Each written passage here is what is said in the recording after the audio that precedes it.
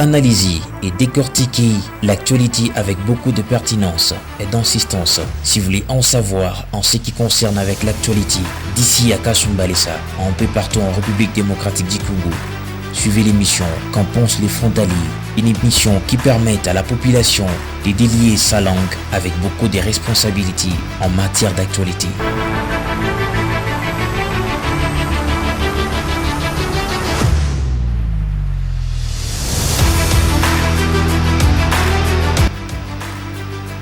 Qu'en pensent les frontaliers, une émission à suivre à chaque lundi à partir de 21h30 sur la Kasumbalesa Radio-Télévision et en rediffusion tous les jeudis à 11h30. Présenté par André Kadimantumba.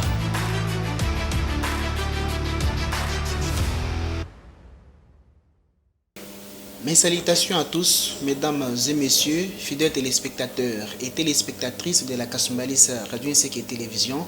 Nous vous souhaitons la bienvenue dans votre émission Qu'en pensent les frontaliers, qui est une émission d'actualité.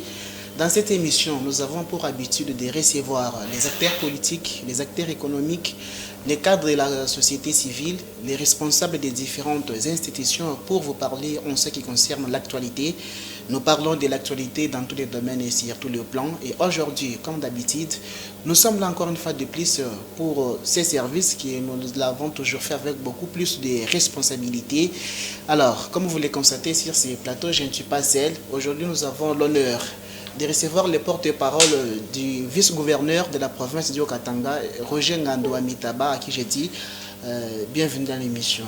Merci beaucoup, André. Comment vous allez? On tient les coups par le début, donc nous sommes en forme. Voilà, vous êtes en forme. Aujourd'hui, nous avons l'honneur de vous recevoir sur ce plateau de l'émission Qu'en pensent les frontaliers, bien sûr, et parler en ce qui concerne la tournée du vice-gouverneur Jean-Claude Kamfa Kinumba dans les Sakanya profonds. Bon, on commence par là. Depuis quand Jean-Claude Kamfa est vice-gouverneur du Haut-Katanga? Merci André, merci également de l'opportunité que vous nous offrez en ce moment pour passer sur les ondes de KRTV, parmi les grandes chaînes de Kasumbalesa. Nous en profitons pour féliciter certainement les responsables ainsi que tous les journalistes pour le travail qu'ils abattent en faveur de la population. Depuis quand Kamfa Kimimba est vice-gouverneur du Haut-Katanga? Kamfa Kimimba est vice-gouverneur du Haut-Katanga, c'est depuis 2019, à l'issue de l'élection qui avait eu lieu le 10 avril 2019, ayant porté Jacques Kiaboula Katwe, gouverneur de la province du Haut-Katanga, et comme colistier en ces temps, c'était Jean-Claude Kamfa Kimimba, automatiquement après l'élection, bien sûr, Kiaboula Katwe, gouverneur, et Kamfa Kimimba Jean-Claude, vice-gouverneur. Voilà, si nous faisons des petits calculs, partant de 2019 jusqu'à aujourd'hui 2022, ça fait pratiquement 3 ans que ce dernier est vice-gouverneur de la province du Haut-Katanga. Exact. Pourriez-vous nous dire quelle a été donc sa motivation? Après toutes ces années, il s'est contenté de son bureau, il s'est contenté de Lubumbashi ailleurs. Aujourd'hui, d'un coup, on dirait par une baguette magique, Jean-Claude Kamfa Kimimba dans les Sakanya profonds. Quelle a été donc sa motivation? Je commence d'abord par rectifier quelque chose. Kamfa Kimimba Jean-Claude, le vice-gouverneur du Haut-Katanga, ne se contente jamais du bureau qu'il a climatisé, comme les gens tels que vous l'avez souligné, mais plutôt c'est un homme de terrain aussi. Il emboîte le pas de son chef, l'autorité provinciale. Tout le temps, Jean-Claude Kamfa Kimimba est sur terrain. On peut, si pas l'envoyer, il peut toujours accompagner le gouverneur, que ce soit dans des visites, que ce soit dans plusieurs autres activités. Ce qui veut dire il n'a rien à foutre avec les bureaux climatisés parce que ça ne l'impressionne pas non plus. Mais ce qui l'intéresse beaucoup plus, c'est la vie de la population du Haut-Katanga. C'est pour cela d'ailleurs qu'il est aux côtés de Jacques Kiaboula Katwe, qui est gouverneur de la province. 3 ans après, qu'est-ce qui a motivé Jean-Claude Kamfa pour s'étaler dans les Sakanya profonds? Il s'est contenté d'aller ailleurs. Mais écoutez, Jean-Claude Canfoy, vous l'avez dit d'ailleurs, c'est un vice-gouverneur. Oui. C'est-à-dire il n'est pas l'administrateur du territoire de Sakanya. Il est vice-gouverneur de la province. C'est-à-dire qu'en tant qu'autorité provinciale, il ne peut que s'inquiéter de la vie de la population de la province du Haut-Katanga ensemble avec le gouverneur. Donc c'est considéré comme un bras droit du gouverneur parce qu'il doit l'accompagner pour la concrétisation de la vision du chef de l'État dans la province. Canfoy Kimimba ne reste pas au bureau tout le temps. Il a été presque partout dans la province du Haut-Katanga. Sakanya, ce n'est pas la première étape de son périple ou encore de sa tournée. Bon, souvent, il sort de son bureau pour visiter les quelques routes à Lubumbashi. Pas seulement à Lubumbashi. Pas seulement à Lubumbashi, Canfoy Kimimba revenait d'un long périple également dans les territoires d'Impueto. Vous n'allez pas me dire qu'il est natif d'Impueto. Il a été en Impueto, c'est parce qu'il est vice-gouverneur, il a été envoyé par le gouverneur d'aller inspecter, se rendre compte également de la vie de la population d'Impueto. Comment est-ce que cette population est en train de vivre? Est-ce que cette population a de l'eau potable pour boire, pour se servir? Est-ce que cette population peut avoir des enfants qui étudient dans des meilleures conditions, par exemple? Il y a la situation de la nationale numéro 5, la route principale qui quitte Lubumbashi en passant par Puerto vers Kalemi. Quand Kimimba était sur le dossier, il a accompagné le ministre national de transport, Chéribin Okende, que vous connaissez bien. Donc ce qui veut dire que ce n'était pas dans les bureaux que tous ces dossiers ont été réglés ou traités. Donc c'était sur terrain. Et sur terrain, pas nécessairement à Lubumbashi. Puerto, ce n'est pas Lubumbashi. Kasenga, ce n'est pas Lubumbashi. Dernièrement, Canfoy Kimimba se retrouve à Kasomeno pour aller lancer la campagne de la récolte de la saison. Ce n'était pas Lubumbashi. Donc, si vous essayez un peu de faire la sommation des quelques activités que vous avez à citer, tout au long des 3 ans, vous-même vous allez balancer. Alors, à Sakanya, cité pour quelle raison? Oui, la situation, la descente du vice-gouverneur dans les Sakanya profonds, c'était justement pour aller se rassurer de ce que la situation de la vie sociale de la population du coin. Il y a longtemps, je vais vous faire plairer un tout petit peu que depuis 1960-62, je ne dis pas depuis 1900 ou bien 2019, non, 1962. Posez la question aux historiens, posez la question, même vous les journalistes, vous connaissez très bien la situation. Aucune autorité de la trempe de gouverneur, vice-gouverneur n'est jamais arrivée là-bas, même pas un ministre. Je pense que ça vous étonne. Non, non, ça n'étonne pas parce que souvent on apprend, il y a certains politiques qui se rendent de ce côté-là. Un politique, c'est-à-dire quand un journaliste, André, va par exemple à Kabunda, visiter le village Kabunda. André, c'est un ministre. André n'est pas ministre. Voilà, j'ai bien dit. Gouverneur, vice-gouverneur, ministre. Député. Depuis 1962. Député. Depuis 1962. Posez la question. Je pense qu'il y a les images qui parlent. Vous allez vous-même balancer pour faire voir à nos téléspectateurs que la réalité est tout autre. Il y a un habitant du coin qui a dit c'est la première fois que nous sommes en face d'un vice-gouverneur. Ah bon?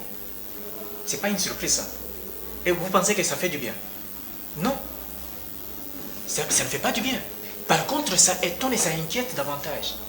Alors, cette population-là qui vit abandonnée, délaissée depuis toutes ces années, vous voulez qu'on ne puisse pas lui rendre visite?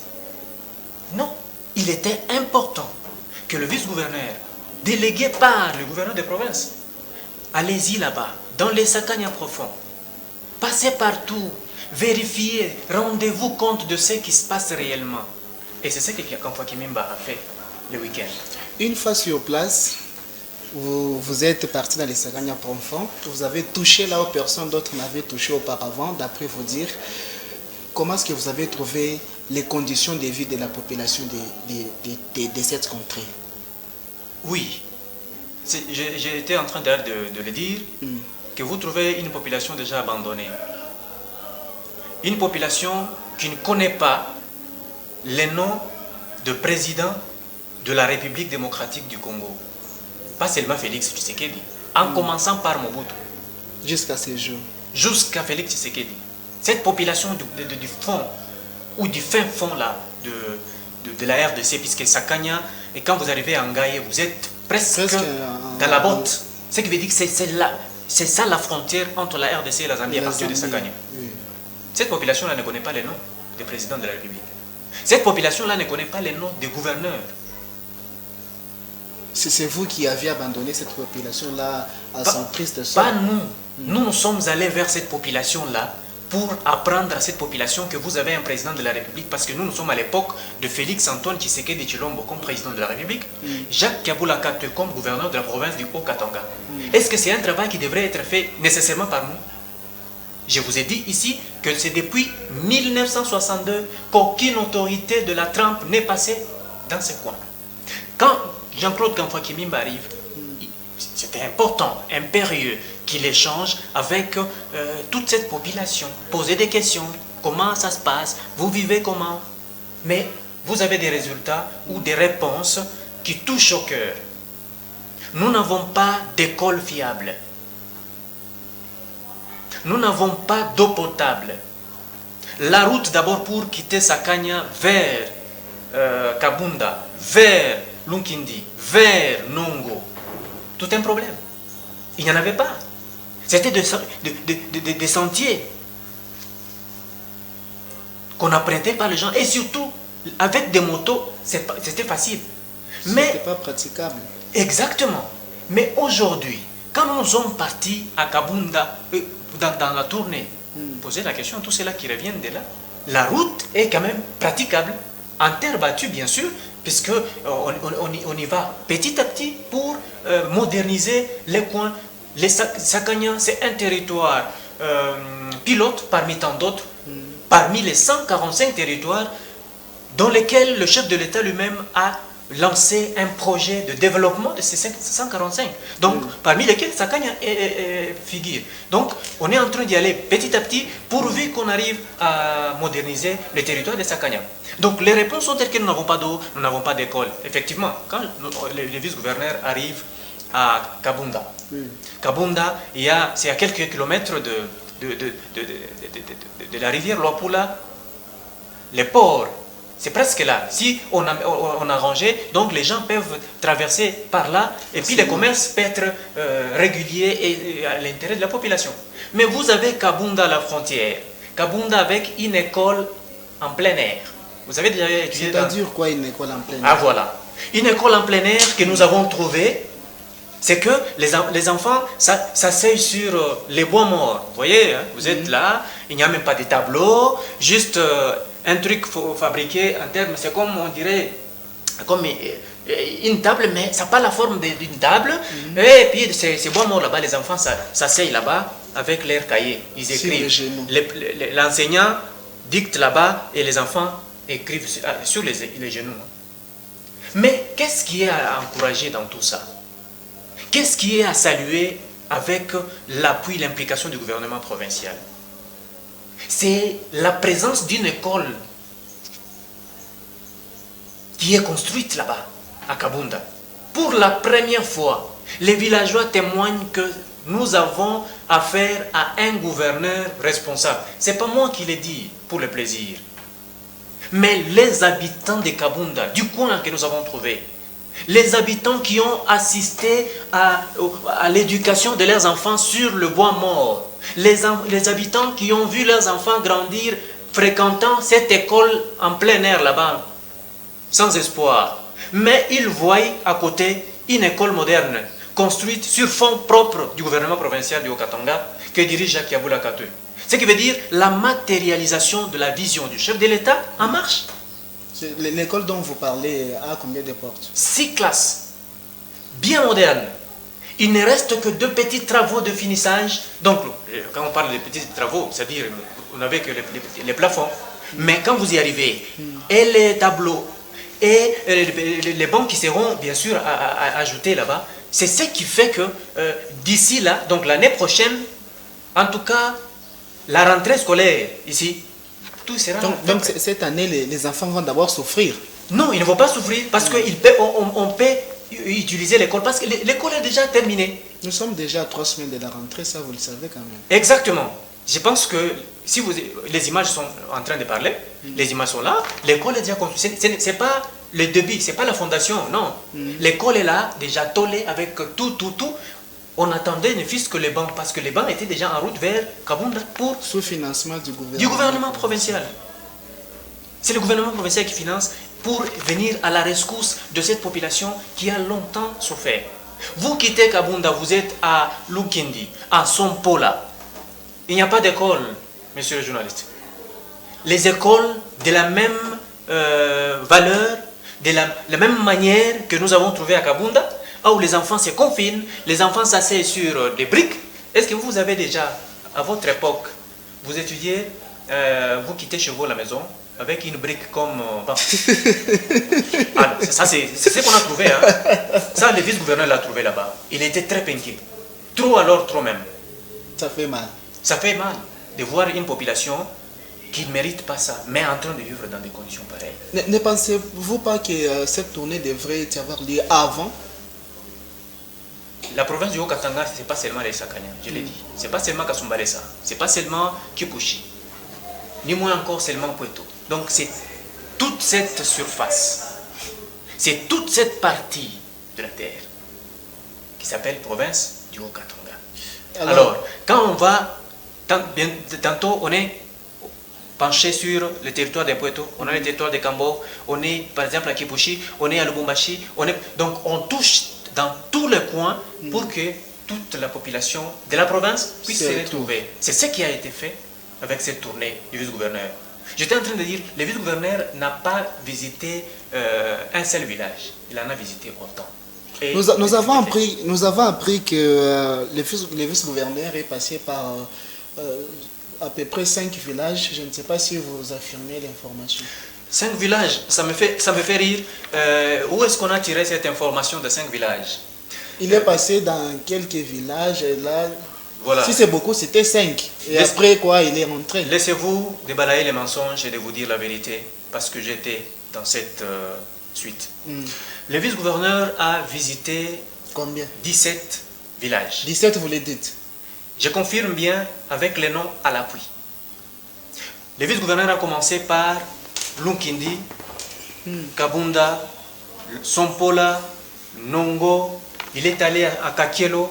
Pour ceux-là qui maîtrisent bien les coins, Kakielo, il y a l'internat, l'église c'est une mission bien entendu. Il est allé à Ngomalala, pour ceux-là qui sont déjà arrivés. Je pense que ce sont des villages que la plupart entendent par le nom. Mais il faut y être pour savoir Ngomalala là représente quoi. Quand vous êtes en Ngaye, c'est-à-dire vous êtes à quel niveau? Souvent, vous savez, les gens disent Mirena Kamukila kale carte ya RDC. Je fais ça. Kamukila, la carte, tu vois la carte de la RDC là-bas, ou le Kamukila kale, cette botte là.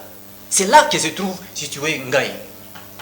La rivière Luapula est presque entoure le village Ngaye. Le vice-gouverneur y a été, sans tenir compte de la situation géographique, de quoi que ce soit. Le vice-gouverneur Jean-Claude Kamfwa Kimimba quitte Ngaye, il va à Londolo. C'est un nouveau nom pour les uns, mais déjà entendu par les autres. Parce que c'est sur la carte de la RDC.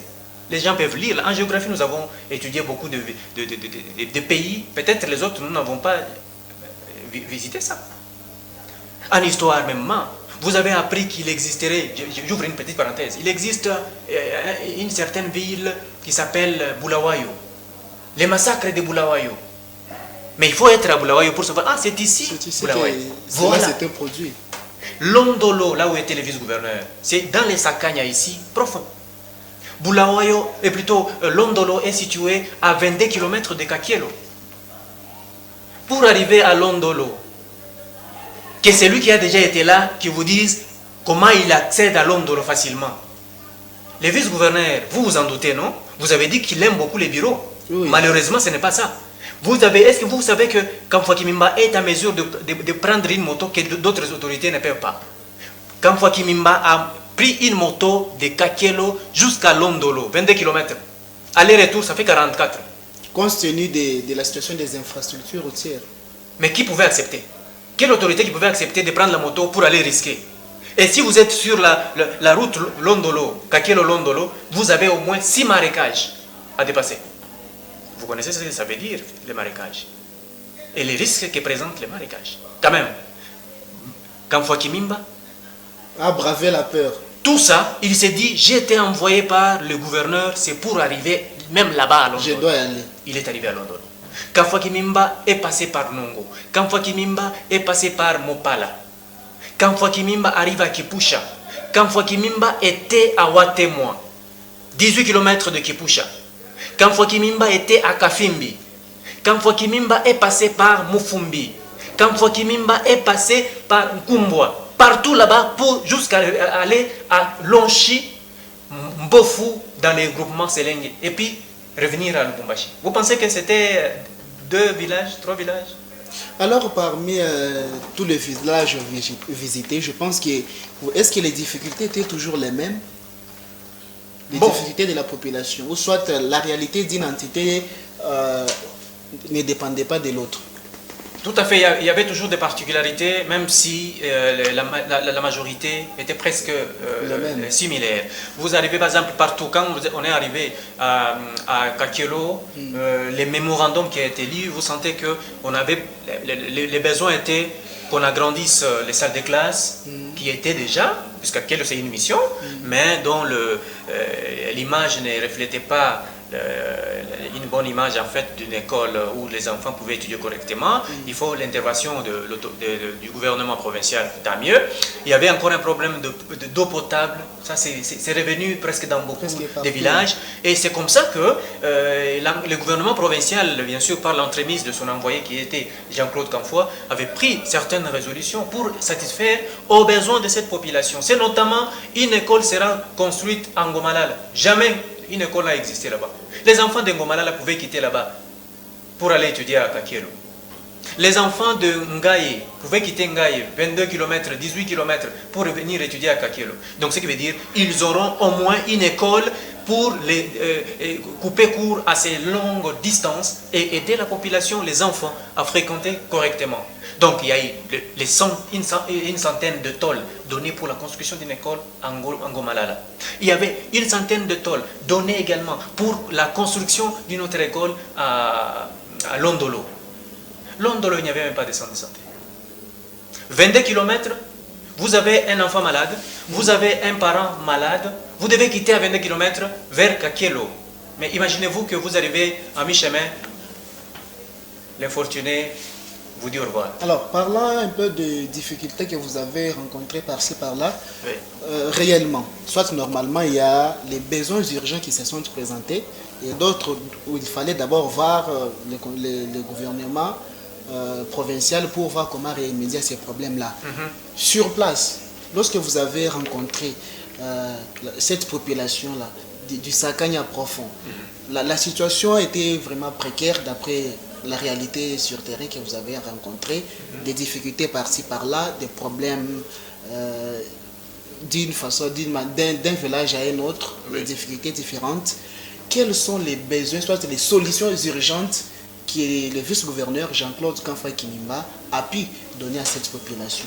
Au nom de l'autorité provinciale, le vice-gouverneur n'a pas tardé parce que j'ai vu un Kamfwa Kimimba trop inquiet, soucieux de voir cette population sourire un peu. Vous êtes à Kakielo, on apporte l'internat presque abandonné. L'internat de Kakielo, la mission, c'est dans les Sakanya profonds, abandonné à son triste sort. Qu'est-ce que le gouvernement provincial fait? À l'immédiat, des matelas pour les internes. Des mousses où les internes devront, parce qu'on avait laissé entendre que les enfants dormaient à même le sol et ils se couvraient de quoi? Rien. Donc, ces froids pouvaient les tuer sans difficulté grâce aux maladies, en causant des maladies. Le gouvernement provincial a envoyé dans la gibecière avec le vice-gouverneur de matelas. Vous avez et ça, c'était remis sur place? Sur place. Vérifiez l'information. Les images sont là. On ne montre rien. On ne fomente plus rien. Mais la vérité est là. De matelas donnés. Et que ce soit pour les internes, que ce soit aussi pour l'hôpital de Kakielo d'abord. On a donné une moto à la zone de santé pour faciliter les déplacements du médecin zone de santé pour aller au fin fond afin d'aider cette population qui n'a rien pour arriver au centre de santé à Kakielo. Donc il peut se déplacer avec des médicaments pour secourir cette population-là en détresse. De deux, on a donné 100 sacs de farine pour que les internes qui autrefois manquaient à manger puissent trouver en tout cas du foufou afin d'avoir de la force et continuer à étudier. On a remis 20 sacs de riz à Kakielo. Sur place. Les images sont là, vous allez les balancer pour que les téléspectateurs ne puissent pas avoir de problème par rapport à ça. On a remis 10 sacs de sucre. On a donné 6 ballons de friperie en couverture et autres piles ovaires pour les internes et les malades. Donc, tout ça, c'était pour que la population soit épaulée ou sauvée en attendant d'autres solutions aux problèmes posés. Mais dans un premier temps, il devrait d'abord souffler un offre de soulagement par rapport ça a été fait. En dehors de ça, les enseignants de Kakielo impayés depuis l'année passée. Alors, qu'est-ce qui pouvait les motiver pour continuer à enseigner? Ils ne pouvaient que reculer. Mais le passage... Donc il n'y a pas eu rentrée scolaire de l'autre côté cette année. J'y arrive. Les passages du vice-gouverneur, l'envoyé du gouvernement provincial, il arrive là-bas, il trouve la situation dramatique des enseignants. Il dit non mais le gouvernement peut suppléer. Il prend tous les enseignants de l'école Kakielo qui encadrent les enfants internes. On paye les frais, les salaires de tous ces enseignants. Vous pensez que c'est de la blague ça? Ce n'est pas une promesse faite. Oh non, non, voilà, vous aurez... à telle date... Quand on va rentrer, et puis on va vous envoyer. L'argent sort sur place et le préfet est là. Il perçoit l'argent. Il signe même. Pour tous les enseignants de Kakielo. Donc les enfants sont restés en train d'aller à l'école grâce à cette bonne volonté du gouvernement provincial par le passage du vice-gouverneur dans l'école. Les puits d'eau, déjà je pense, à notre départ, il y avait déjà un service qui nous a rejoint pour le travail. Les écoles seront construites sans difficulté. On quitte à Kakielo, on arrive à Kipusha, c'est un autre internat. Les mêmes gestes posés à Kipusha. Les fournitures scolaires n'ont pas manqué. Parce qu'on va dire, non mais on a donné ceci, mais les fournitures, les cahiers, les bics, les ceci, les cela, les lattes, tout ont été donnés là-bas.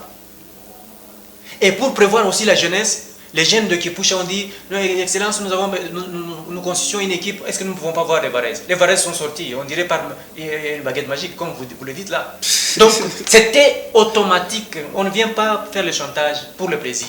Mais nous voulons que les gens pareils, les gens soucieux de la vie de la population, qui accompagnent cette population avec des actions concrètes, pourquoi ne pas les soutenir? Pourquoi ne pas les accompagner pour la réussite? C'est la moindre des choses que nous pouvons faire. Au lieu de jeter de faits sur ces personnes, vaut mieux les accompagner et vous verrez que ça ira plus. Alors, parmi les besoins urgents qui se sont présentés, vous avez, le vice-gouverneur a eu d'abord à décanter la situation de 2 ou 3 villages en entendant que les autres sont restés d'abord en entente. Pas 2 ou 3 villages. Oui. Partout se pose le problème des puits d'eau. Oui. On va forêt. Les écoles, il y a une école selon la distance en Gomalala pour prendre Ngaye et les gens de Kakielo, Nongo, il y a déjà une école là-bas. Il ne se pose pas le problème d'école à Nongo, mais plutôt l'eau potable, oui. Notamment à Londolo, il y a une école en construction. Donc, qui sera construite sous financement du gouvernement provincial. Les tôles ont été déjà remis là-bas. Il y a le problème peut-être d'eau, c'est seulement à Nongo. Problème d'eau, et plutôt à Londolo également. Problème d'eau à Watemwa ici, et à Kafimbi, à Mufumbi. Problème d'eau à Nkumbwa. Problème d'eau à Selenge. Et l'école. Aselenge, Mbofu, Lonchi.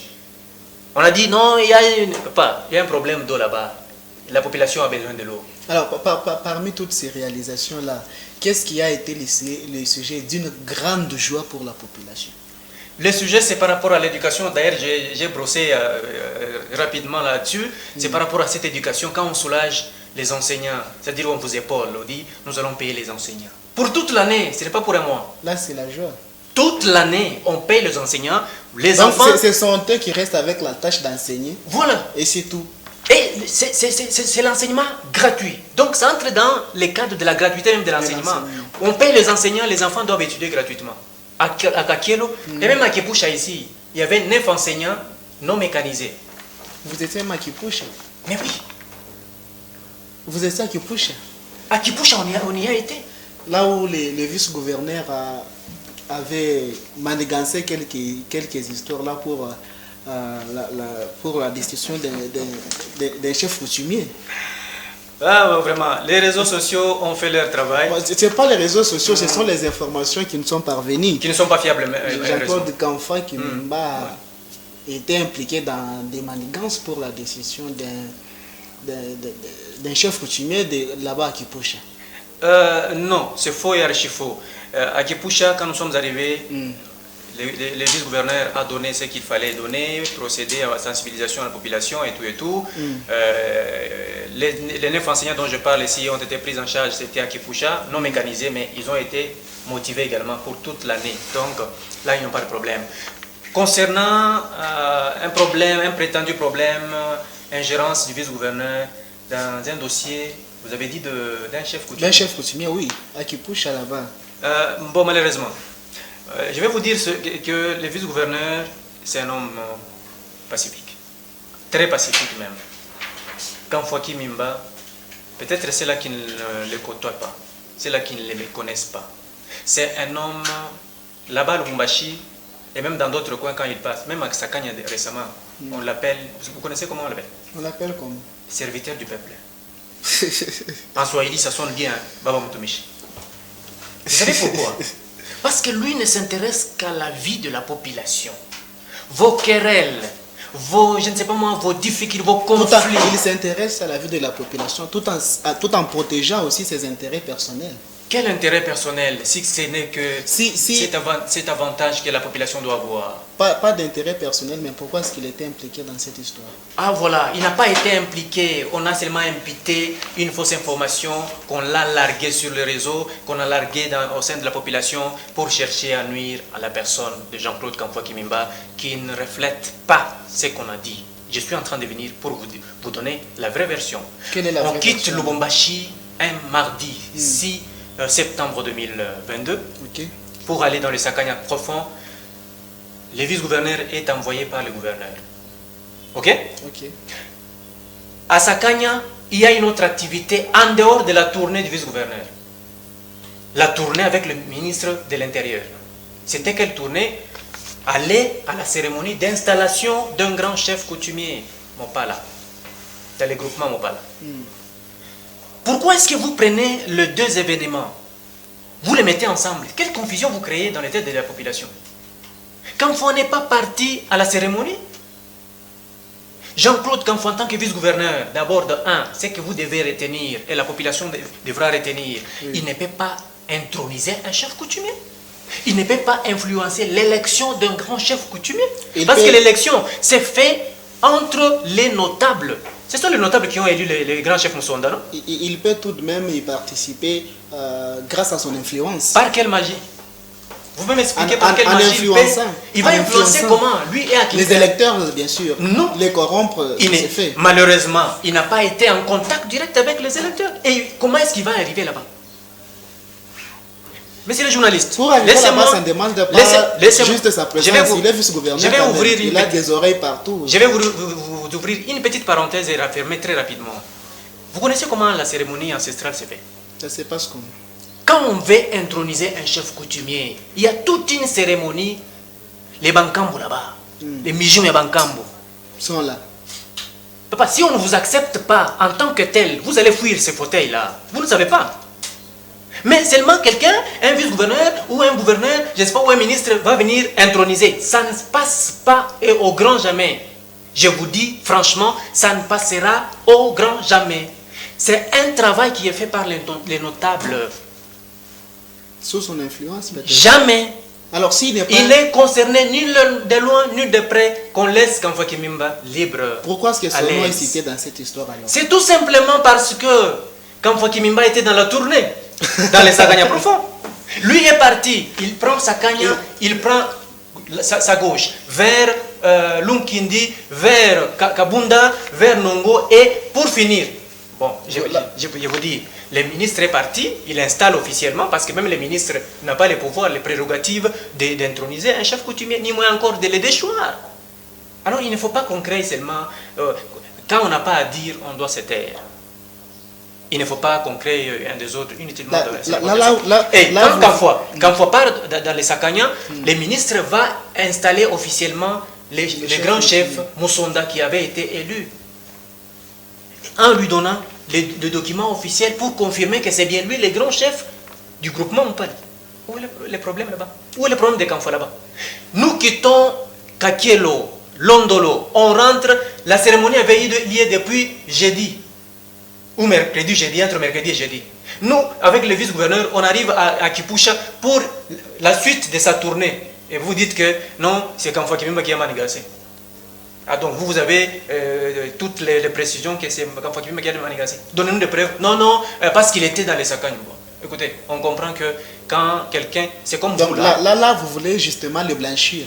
Je ne blanchis par rapport à cette je ne le blanchis pas parce qu'il n'avait pas été sali d'abord. On le dit très bien, il n'y a pas de fumée sans feu. Si elle s'est mentionné le nom de Kamfwa a été cité dans cette histoire, peut-être qu'il a eu aussi, sa main a eu à peser peut-être dans ces élections. Rien. Les chefs en question, parce qu'il y avait une information, non, le chef a été torturé. Mais nous avons les photos, les images de ces chefs qui n'ont aucune plaie. Mais donc la torture là, donc on était en train de jouer avec lui seulement. Vous voyez que lui-même le chef, quand il vient voir le gouverneur, on lui accorde une audience. Il dit quoi? Il dit quoi? Je demande pardon. Vous parlez pour quelqu'un qui est dans l'illégalité, mais qui vous, par la suite, on va dire quoi? Il vous a trahi ou bien il vous a confondu? Parce qu'il dit, excusez-moi monsieur le gouverneur, je ne savais pas que j'étais dans l'illégalité. Aucun document officiel qui l'investisse. Aucun. Êtes-vous passé par les élections? Non, Excellence, monsieur le gouverneur.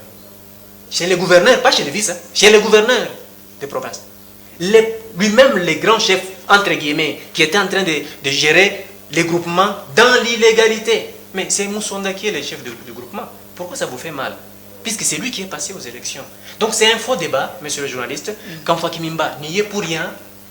Les grands, vous savez, quand les baobabs passent, les autres là, leur comportement. Les autres là. Comme... Bon, quand les baobabs passent, vous connaissez les autres là. Donc c'est que ça crée. Hein.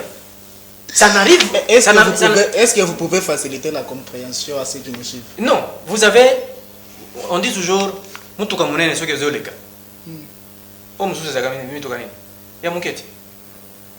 La compréhension simple. C'est-à-dire, on a vu les baobabs passer et finalement ça commence à effrayer. Ah, c'est là que ça vous amène. Donc j'ai compris finalement que c'était une paire qui a commencé et qui prend corps.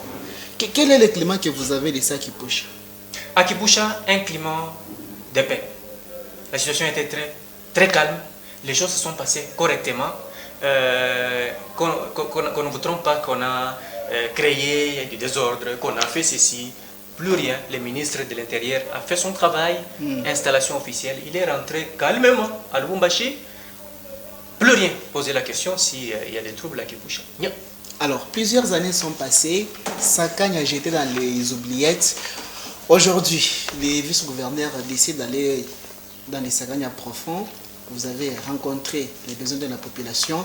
À vous entendre dire, il y a eu des réalisations par-ci, par-là, la construction des écoles, le forage de puits d'eau, le paiement des enseignants. Lorsqu'on analyse toutes ces activités-là, Aujourd'hui, nous sommes en 2022, une année préélectorale. Bientôt, là, nous irons aux élections. Il y a facilement lieu de dire que c'était une campagne électorale que le vice-gouverneur est parti lancer. Oh là là, une autre question qui me fait plaisir. Le vice-gouverneur est allé lancer la campagne électorale. Bien sûr, lorsqu'on analyse vos dires, lorsqu'on vous suit de près, lorsqu'on revient sur vos paroles, on comprend facilement que ça c'était déjà une campagne électorale lancée dans les Sakagna par le vice-gouverneur. Malheureusement, vous avez compris le contraire. Une pré-campagne ou bien? Vous avez compris le contraire. Ce n'est pas une campagne électorale. Bien sûr que si. Monsieur le journaliste, payer les frais ou les salaires des enseignants pour que nos enfants étudient, ça constitue une campagne électorale. Donner à manger aux élèves internes des internats de Kakielo et Kipusha, c'est une campagne électorale. Permettre à ce que ces enfants-là dorment dans de meilleures conditions, c'est ça que vous appelez campagne électorale. Le moment de la campagne électorale n'est pas encore venu. Est-ce que vous pensez que le vice-gouverneur Jean-Claude Kamfwa-Kimimba a besoin de battre campagne dans les Sakagna? Il a déjà commencé. Non. Jean-Claude Kamfwa-Kimimba a existé dans les Sakagna et tout ce qu'il faisait de lui un homme.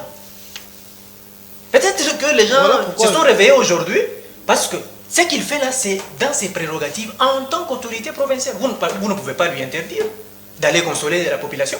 Vous ne pouvez pas interdire au gouverneur d'aller de faire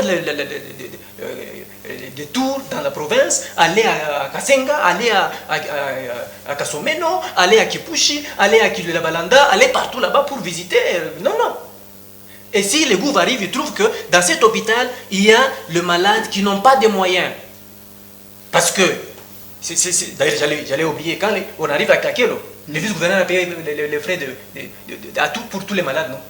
Vous savez, on retient quelqu'un pour 5 000 francs dans un hôpital, et quand on paye ça, on vous dit que c'est une campagne électorale. Ce sont les activités qui marquent la campagne. Non, ça ne marque pas la campagne électorale. Bon, peut-être c'est la compréhension de certaines personnes. Est-ce que vous savez... Ici, nous n'avons pas été en campagne électorale et nous n'avons même pas cette ambition de battre campagne maintenant. Est-ce que vous savez... Parce que la campagne électorale a déjà été battue depuis tous ces temps. Avant même que Kamfwa ne soit... Vous voulez vous racheter? On ne se rachète pas, mais nous disons seulement la vérité. Pourquoi la vérité doit blesser? Quand nous disons la vérité, mais ça vous blesse. En quoi? C'est ça la vérité. Nous sommes allés voir, palper la réalité. Kamfwa Kimimba palpe la réalité par rapport à la vie sociale de la population. Qu'est-ce qui marche, qu'est-ce qui ne marche pas? Qu'est-ce qu'il faut faire? Et on trouve qu'il y a une difficulté là-bas, une difficulté par-ci, par-là. On résout sur place. Et vous dites que c'est une campagne électorale. Est-ce que vous savez là où ça cloche? Qu'est-ce qui cloche? Pourquoi attendre à la veille des élections? Non, ça vous choque parce que vous n'avez jamais été là-bas. Donc celles-là qui sont touchées par celle-ci, c'est parce qu'ils n'ont jamais été à Kakielo, ils n'ont jamais été à Nongo, ils n'ont jamais été à Ngaye.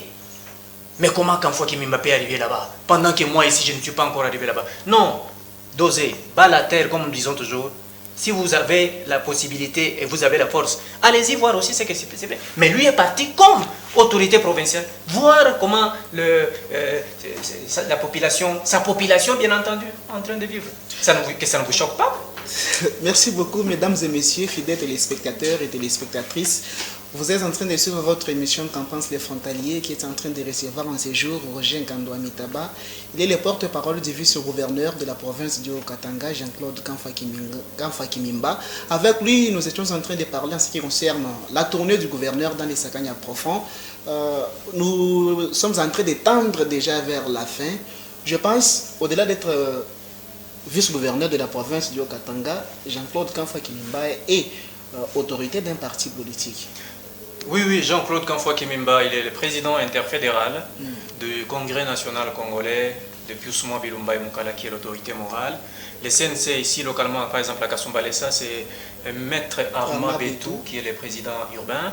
À Sakagna, il y a Maître Igon Zembela, il y a Mokambo Gilbert Muyumba. Donc Kamfwa-Kimimba, c'est l'interfédéral. C'est bien lui, les représentants personnels de Pius Bilumba concernant les partis dans les Hauts-Katanga. Oui. Il y a en même temps l'autorité morale ou les fondateurs de la fondation Kanfoua, que vous connaissez très bien. C'est là que je devrais arriver. Parlez-nous un peu de cette fondation-là. Sur quoi repose la fondation Kanfoua? La fondation Kanfoua, d'abord je commence par dire que c'est une structure d'appui aux actions de son excellence le vice-gouverneur, Jean-Claude Kanfoua Kimimba. C'est une fondation qui a existé avant que Kanfoua Kimimba ne soit vice-gouverneur, parce qu'il y a une confusion. La plupart disent non, mais écoutez, tout ce temps ici, on ne pouvait pas sentir, c'est seulement quand il est devenu vice-gouverneur. Non, Kanfoua Kimimba est vice-gouverneur après avoir créé la fondation. Donc la fondation est venue avant les titres ou les postes qu'il occupe actuellement. Ce qui veut dire la fondation est fondation, et restera fondation, et même après qu'il soit vice-gouverneur, la fondation demeurera toujours. La fondation est là, c'est juste pour contribuer, aider les vulnérables à retrouver les sourires. Les vulnérables, quand nous parlons vulnérables, on voit les veuves, il y a les orphelins, il y a les personnes qui n'ont pas d'emploi, que Kanfoua Kimimba récupère de sa manière pour les booster, pour les pistonner et pour chercher à les pousser à travailler pour le développement, contribuer au développement de la province, de la ville, de la République démocratique du Congo. C'est-à-dire, on peut apprendre des petits métiers aux uns, on apprend comment faire le commerce aux autres, l'entrepreneuriat entre eux, et ça permet à ce que ces bas peuples, ces personnes vulnérables puissent retrouver également leur bonheur au niveau de la province, pourquoi pas de la République démocratique du Congo. Donc le soubassement, c'est aussi accompagner la vision du chef de l'État via son représentant qui est le gouverneur Jacques Kaboula Katoué dans l'agriculture. La fondation, si vous arrivez à la fondation Kanfoua, il y a des champs qu'on cultive, la subvention en entrant par le gouvernement provincial, on cultive par les membres et on rétrocède. Donc c'est très simple, vous ne pouvez pas trouver les membres de la fondation Kanfoua partout où nous sommes en train de sillonner, où est implantée le parti et la fondation en train de pleurnicher par rapport aux champs. Non. Alors, donc on contribue à tous les niveaux pour cette émergence. Jusqu'où comptez-vous aller avec cette fondation? Jusqu'à la stabilité, à l'émergence des Congolais. On y arrivera et en ce moment-là, on sera à l'aise. Voilà, mesdames et messieurs, nous sommes arrivés à la fin de cette émission, mais comme vous le savez d'habitude, on a 2-3 questions à la fin, les jeux directs, c'est la coutume, la tradition de l'émission. Okay. Donc avec les 2 questions, vous nous répondez juste par oui ou non, vrai ou faux, pas beaucoup de commentaires s'il vous plaît. Est-ce que Jean-Claude Kanfoua va postuler aux élections en 2023 dans la circonscription de Sakagne? On le dira. Vous n'avez pas répondu à la question. La question sera... Oui ou non, Jean-Claude Kanfoua Kimimba sera candidat aux élections de 2023 dans la circonscription de Sakagne? Oui. Merci. Mesdames et messieurs, nous sommes arrivés pratiquement à la fin. Je ne sais pas votre conclusion par rapport à l'émission. C'est merci à tous les habitants de Sakania qui ont accueilli chaleureusement le vice-gouverneur et qui ont passé des bons moments aux côtés de Kanfoua Kimimba, vu l'ampleur de la tournée. Merci aussi à tous les habitants de Kasumbalesa qui ne cessent de nous accompagner dans tout ce que nous faisons. Nous accompagner, ce n'est pas seulement chanter, mais plutôt donner aussi certaines propositions par rapport à la vie sociale. Ça permet aux autorités de recadrer les choses. Merci aussi à tous ceux-là qui étaient de loin ou de près en train de prier pour que les choses marchent aussi par rapport à cette tournée, puisque ça n'a pas été facile, certes, mais l'autorité a tenu à ce que la tournée débute normalement et ça prenne fin sans trop de peine, de difficultés. Donc nous ne pouvons que rappeler encore à cette population d'être encore derrière. C'est là qui veulent venir au CNC de venir, c'est là qui veulent aller à la Fondation Kanfoua de s'amasser et de venir adhérer massivement parce que nous tendons vers une émergence totale du peuple congolais. Voilà, c'était la conclusion bien sûr de Roger Ngandou Amitaba, porte-parole du vice-gouverneur de la province du Haut-Katanga, Jean-Claude Kanfoua Kimimba. Monsieur le porte-parole, merci d'avoir honoré notre invitation. Merci beaucoup monsieur le journaliste, merci aussi à tout le personnel de KR TV. Merci beaucoup, mesdames et messieurs, fidèles téléspectateurs, amoureux de l'émission Qu'en pense des frontaliers. Nous sommes arrivés totalement à la fin de notre émission de ce jour, qui a reçu bien sûr le porte-parole du vice-gouverneur de la province du Haut-Katanga. C'est confirmé. Lui, c'est la bouche du vice-gouverneur. Jean-Claude Kamfwa Kimimba, candidat aux élections de 2023 dans la circonscription de Sakanya. On se retrouve très prochainement avec le même et réel plaisir. Au revoir.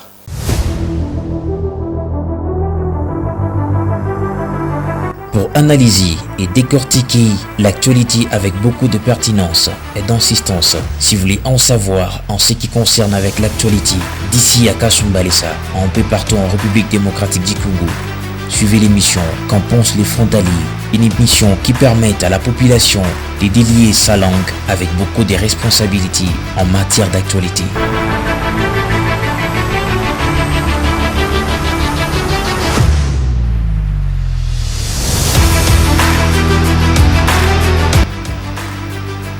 Qu'en pensent les frontaliers, une émission à suivre à chaque lundi à partir de 21h30 sur la Kasumbalesa Radio-Télévision et en rediffusion tous les jeudis à 11h30.